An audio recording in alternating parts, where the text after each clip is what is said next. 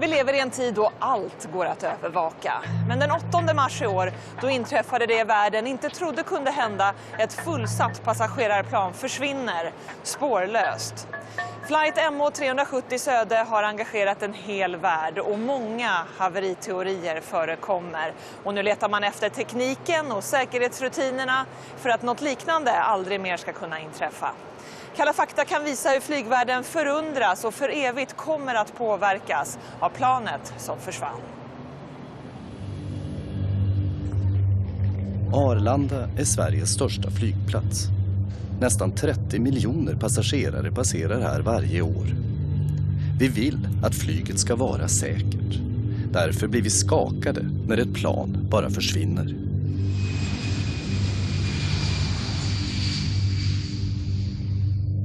Det har nu gått över en månad sedan det malaysiska flygplanet MH370 försvann. Det har blivit en gåta som har engagerat en hel värld. Ja, den här händelsen är unik i luftfartens historia. Förtvivlade anhöriga får inte veta vad som har hänt. Family members should prepare themselves for the worst. Jag har aldrig varit med om något liknande. Det är en gåta.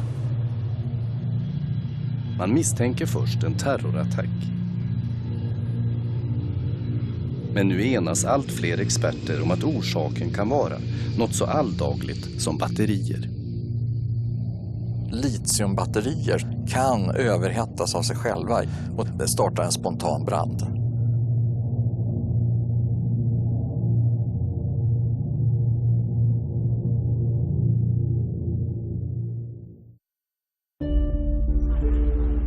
Peking den 8 mars klockan 6:30 på morgonen. Människor har samlats för att möta passagerarna på Malaysia Airlines flight MH370 från Kuala Lumpur. Men planet kommer inte. Först får de anhöriga veta att planet blivit försenat. Men snart står det klart att det är något mycket värre som har hänt. De förs till ett hotell, men vet fortfarande inte vad som har hänt.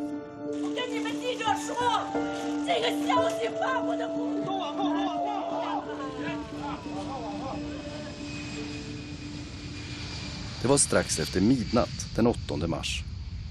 MH370, en Boeing 777, lyfter från Kuala Lumpur för en 6 timmars flygning till Peking. En timme senare, precis när planet lämnar malaysiskt luftrum, säger andre piloten godnatt och avslutar kontakten med trafikkontrollen. Det är det sista som hörs från någon av de 239 människorna ombord. Frustrerade representanter från flygbolaget tvingas meddela att planet är försvunnet. Malaysia Airlines confirmed that this flight MH370 lost contact with Subang Air Traffic Control. We do not have any findings at this point in time. The search and rescue team has started since morning. Everyone has putting in an effort, and yet we have not find any wreckage. No wreckage whatsoever. En internationell sökinsats inleds omedelbart. Ett stort antal fartyg ger sig ut på havet och i luften söker plan längs hela flygplanets planerade resväg. Men man famlar i blindo. Sökområdet är enormt och det finns lite att gå på. Så släpps det plötsligt ny uppseendeväckande information. Utredarna hävdar att vad som än hänt med planet så är någon ombord inblandad. These movements are consistent with deliberate action by someone on the plane. Man går också ut med informationen om att planet gjort en tvär vänstersväng strax efter att kommunikationen med markkontrollen brutits. Kursändringen förbryllar utredarna och även experter i Sverige. Hans Kjell är tidigare flygsäkerhetsanalytiker vid Transportstyrelsen. Idag är han oberoende konsult inom samma område. Det finns alltså egentligen ingen förklaring i nuläget till varför svängen blev just åt vänster och att den blev brant. Frågan är vad som orsakat försvinnandet av MH370. Spekulationerna och teorierna är många. Hans Landström är pilot och psykolog och har utrett den mänskliga faktorn vid flera olycksutredningar. Här har vi planet flugit västerut, österut, man har hittat vakspiljer, det har flugit på hög höjd, låg höjd, vi har terrorister, vi har kapningar, hur många teorier som helst. En teori är att det handlar om ett attentat, som det i Lockerbie 1988, när ett Pan Am-plan sprängdes med 270 döda som följd. Man tittar alltså på möjlig terroraktion eller självmordsteorin. The Malaysian authorities have refocused their investigation into the crew and passengers on board. Despite media reports that the plane was hijacked, I wish to be very clear. We are still investigating all possibilities as to what caused MH370 to deviate from its original flight path. När 2 dagar har gått presenterar utredarna bilder från flygplatsens övervakningskameror. 2 passagerare har släppts ombord med falska pass. We have the CCTV's recording of those passengers from check-in right to the departure point. Poria Noor Mohammed Mahred och Siad Mohammed Reza Delawar har filmats när de tar sig ombord med stulna pass. Intresset för de 2 bedragarna är i början stort. Det som talar för ett attentat är att planet försvunnit så plötsligt. Men det finns också mycket som talar emot. Hade det varit ett terroristdåd eller kapningar, vad man nu säger, så skulle jag i alla fall förvänta mig att de som har gjort det vill uppnå ett syfte, och då skulle de ju offentliggjort att det är vi som står bakom det, eller vi har haft den avsikten, eller någon har lämnat något brev med någon förklaring. Men mig vetligen så finns det inte något sådant. Snart kommer ny information om innehavarna av de bägge passen. Malaysisk polis berättar att en av männen har sökt asyl i Europa. We believe that he is not likely to be a member of any terrorist group, and we believe that he is trying to migrate to Germany. Samtidigt blir planets piloter grundligt undersökta av utredarna. När det gäller besättningen så är man alltid intresserad av i vilket skick är besättningen vad gäller att kunna flyga flygplanet säkert, just den här flygningen. Detta är de sista övervakningsbilderna av piloterna när de går igenom säkerhetskontrollen på Kuala Lumpurs flygplats. Det första man gör då, det är ju att läkare och andra inblandade gör 72 timmars anamnes. Man försöker kartlägga 72 timmar tillbaka i piloternas liv. Vad som har hänt, hur de har sovit, vad de har ätit, vad som har skett. Kaptenen på MH370, Sahari Ahmad Shah, var en erfaren pilot. Han hade flugit med Malaysia Airlines sedan 1981 och var respekterad för sin professionalitet. This is a YouTube video that I made as a community service. Ahmad Shah var flygfantast. Hemma hade han en egen flygsimulator där han bland annat kunde flyga just Boeing 777. We took possession of a simulator, of a flight simulator, and we have dismantled it from the home, and we have assembled it at our office, and we are getting experts to look at it now. Have him check and fix the leakage or... Men polisens genomgång av Ahmad Shahs flygsimulator har ännu inte kunnat förklara vad som kan ha hänt MH370. Och självmordsattentat bland piloter händer inte ofta. Det är en mycket, mycket ovanlig orsak faktiskt till sådana här händelser. Så att det är ingenting som stöder en huvudhypotes i det här fallet. Försvinnandet av MH370 fortsätter att vara ett mysterium. Men allt fler experter börjar nu tala om att katastrofen kan bero på något mycket vardagligt. Det handlar om batterier.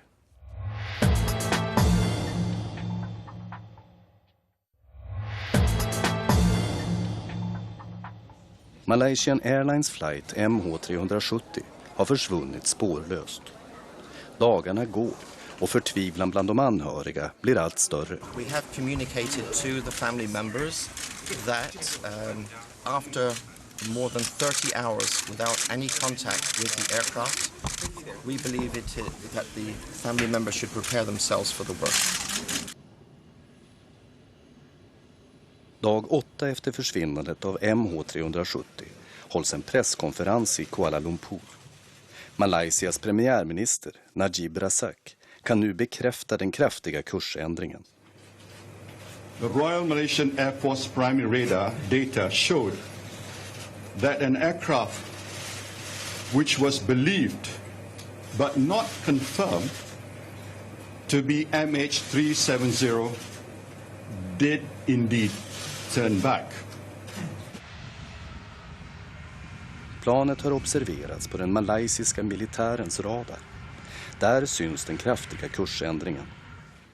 Utredarna konstaterar att kursändringen sannolikt är en medveten åtgärd från någon ombord på planet. Så kommer Wall Street Journal med nya spektakulära uppgifter. The Journal is exclusively reporting that U.S. investigators believe missing flight Malaysian Airlines 370 flew for an additional 4 hours after losing contact. En signal från planet till Boeings underhållssystem visar att planet kan ha flugit inte bara 4 utan 7 timmar sedan det försvunnit från radarn. De nya uppgifterna gör att teorin om att MH370 utsatts för ett attentat blir allt mer osannolik. Istället tyder de på att piloterna försökt rädda planet i en katastrofsituation. Mayday, mayday. Aircraft accident. I juni 2009 försvann Air France 447, en Airbus över Atlanten. Den råkade ut för ett fel på styrsystemet och man försökte korrigera den här på ett felaktigt sätt. Så flygplanet vek sig alltså i luften och gick in i en störtspiral och då bröts vingarna av och flygplanet disintegrerade i små bitar. I fallet med Air France lyckades inte piloterna lösa ett tekniskt fel på planet. Kan något liknande ha hänt med MH370? There are a lot of comparisons that can be made with the Air France 447 accident. The circumstances, you can make comparisons, but that doesn't necessarily mean the cause is going to turn out to be the same. Det tog 2 år innan de svarta lådorna i det franska planet kunde bärgas och man kunde klargöra vad som hade hänt. MH370 är av modellen Boeing 777 eller 777. Det är världens största tvåmotoriga passagerarflygplan och började gå i linjetrafik 1995. Mekaniska fel är ovanliga. Den anses ju generellt som en av de säkraste flygplanen i världen. Sen i och för sig de flesta flygplanen är ju väldigt säkra. Men just denna typen har varit väldigt lite olycksdrabbad. När MH370 lyfter från Kuala Lumpur råder goda väderförhållanden för piloterna. Så vad kan ha hänt? Den malaysiska militärens radardata visar att planets nya kurs går rakt mot en flygplats i norra Malaysia. Var det ett försök från piloterna att nödlanda planet? Den här kursen leder alltså till en flygplats som ligger längs Malaysias kust och ligger nära vattnet och har stor hinderfrihet. Och det gör ju att man minimerar risken att någonting skulle hända vid landningen. På radarn noteras också någonting annat. Planet har gjort en brant nedstigning, eller ett descent. Uppgifterna stärker teorin om att piloterna försökt lösa en katastrofsituation ombord. Om piloterna har gjort det så är det ju väldigt naturligt. Alltså, det är så man ska göra. Man ska göra en emergency descent ner till syrgashöjd. Vad kan då ha hänt? Vad är det för katastrof som kan ha inträffat ombord som slagit ut all kommunikation med omvärlden och tvingat piloterna att ändra kurs och höjd så plötsligt? I believe at that stage there was some form of catastrophic failure on the aeroplane, either a decompression or perhaps an electrical fire which incapacitated the flight crew. Hans Kjell deltar i ett nätverk av internationella flyginspektörer och analytiker. Där talar nu allt fler om att en häftig brand ligger bakom MH370s försvinnande. Ett sånt här systemfel som har uppträtt i det här flygplanet skulle kunna orsakas av en mycket hastigt uppkommen brand och som slår igenom upp i mittkonsolen i cockpit där all den här vitala utrustningen finns. Styrsystem, kommunikationssystem, transpondrar. Bränder ombord är naturligtvis farliga och enligt Hans Kjell vanligare än vad man tror. Särskilt en typ av bränder vet man har orsakat flygplanshaverier. Litiumbatterier som fraktas ombord på flygplan kan överhettas av sig själva genom att man får en strömrusning i batteriet och temperaturen når sån hög nivå att det startar en spontan brand. Och den branden är mycket svår att släcka. I den amerikanska luftfartsmyndighetens incidentdatabas finns det 141 rapporterade bränder orsakade av just litiumbatterier. De finns idag i nästan all vardagselektronik. Och i ett par kända fall har dessa bränder lett till allvarliga flygolyckor. Ett exempel gäller ett fraktflygplan i Dubai 2010. Här uppstod alltså en oerhört kraftig brand och den slog ut alla system i cockpit, inklusive piloterna. Ombord på MH370 fanns en last med just litiumbatterier. Ett kolli med 200 kilo var lastat på ett godkänt sätt. Det kan betyda att de var placerade i lastutrymmet rakt under cockpit. Den branden åstadkommer så hög hetta att den till och med bränner igenom aluminiumplåt som är i flygplanet. Så att den bränner hål på golvet, in i cockpit och bränner hål även neråt. Om teorin om en litiumbrand stämmer kan man dra obehagliga slutsatser om vad som har hänt passagerarna. Syrgassystemet har en begränsad försörjningsmöjlighet. Sen tar syrgasen slut. Vad händer då om flygplanet går på 7000 meter? Ja, då kommer alla att bli medvetslösa naturligtvis. Och kanske till och med avlida. Och man kan säga att flygplanet blev en herrelös maskin. Det finns ju fall från 2005 med Helios-olyckan i Grekland där de har drabbats av hypoxi i besättningen, alltså de syrebrist som har slagit ut inkapacitet både besättning och passagerare. Och flygplanet fortsatte flyga på styrautomat till bränslet till slut. Så det finns ju exempel där det har hänt sådana här saker, fast där visste man vad planet var. Vad som verkligen har hänt är fortfarande ett mysterium. Informationen är knapp. Så, för en vecka sedan, 4 veckor efter att MH370 försvann, får ett australiskt fartyg in en ultraljudsignal som sänder på 37,5 kHz. En frekvens som bara luftfartens svarta lådor sänder på. Det är där all teknisk data om flygningen och kommunikationen mellan piloterna finns lagrad. Redan nu vet man att MH370 kommer att förändra flygets framtid. Jag tror att detta kommer leda till att framtidens flyg alltid kommer kunna följas överallt var de än är. Man kanske till och med överför data från de så kallade svarta lådorna till fastlandet så att man kan ta fram det om det behövs. Så jag tror det kommer rätt så mycket tekniska förändringar efter detta. För att det är rätt så oacceptabelt att det är spårlöst borta över en månad.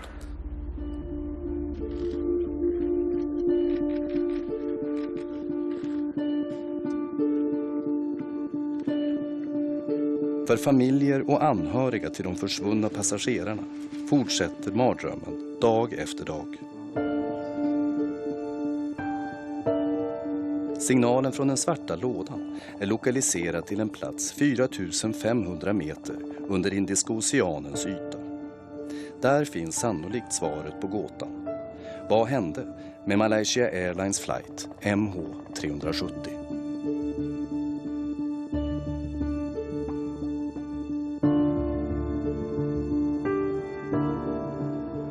Hela dokumentären Flight MH370, flygkatastrofen, den ser du i grannkanalen TV4 Fakta klockan 23 ikväll. Missa inte det. Nästa vecka handlar Kalla fakta om varifrån guldet på ditt finger egentligen kommer.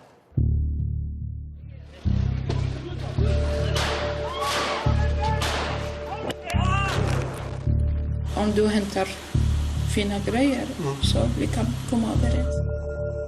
Är det nedsmält guld så är det ju omöjligt att spåra det. Det är så enkelt är det ju. Det kommer från polisen eller? Ska jag lita på det eller?